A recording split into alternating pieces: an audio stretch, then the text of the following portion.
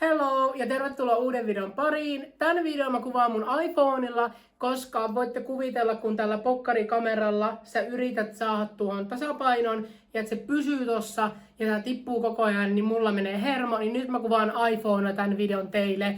Tänään on unboxausvideo, tää on vähän tylsempi video, mutta toivottavasti jotkut tykkää tästä. Hope so. Tänään unboxataan Harry Stylesin uusi albumi. Mä tykkään selata Euroopan LP-levykauppoja, mistä löytyy välillä hyvät alennukset tai näitä limited editionin LP:tä. Niin nyt kävi tuuri, että mä löysin tän Euroopan levykaupasta. Suomessa tätä myy vähän ylihinnalla, niin mä en nyt sen takia Suomesta tätä tilannutkaan. Otin nämä pois ja voidaan sanoa, että tämä on tosissaan limited edition versio tästä Harryn uudesta albumista. Albumi näyttää tältä. Tää on mun mielestä tosi kiva ja ihanan kesäinen ja visuaalinen kansi. Valitettavasti itse en tykkään näistä kaksikerroksista LPstä, koska ne ei vaan pysy pöydällä.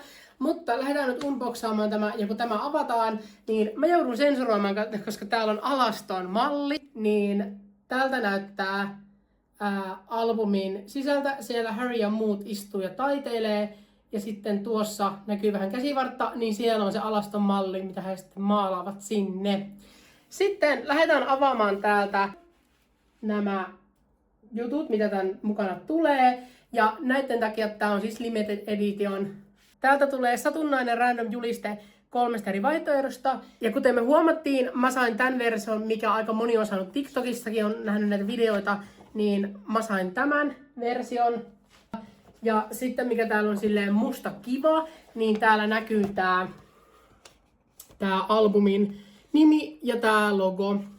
Ja siis mulla on tosi vaikea katsoa, että onko se kamera tuolla vaan tuolla, koska tää iPhone on musta. Niin pahoittelut, jos en katso kameraan, koska tuolta tulee valoa ja sitten mä yritän katsoa kameraan, niin ei onnistu. Sitten laitetaan juliste pois. Sitten mennään tämän toden kivan näköiseen lehtiseen. Täältä näyttää toinen puoli ja sitten takaa näyttää tältä. Tämmöinen ensimmäinen aukeama, tämmöinen toinen aukeama, kolmas aukeama ja viimeinen aukeama. Ja miksi mä innostun tästä limited edition versiosta on se, että täältä tuli tämä. Eikö ole hieno? Siis tää on niin hieno ja niin kaunis, tää hologram-versio.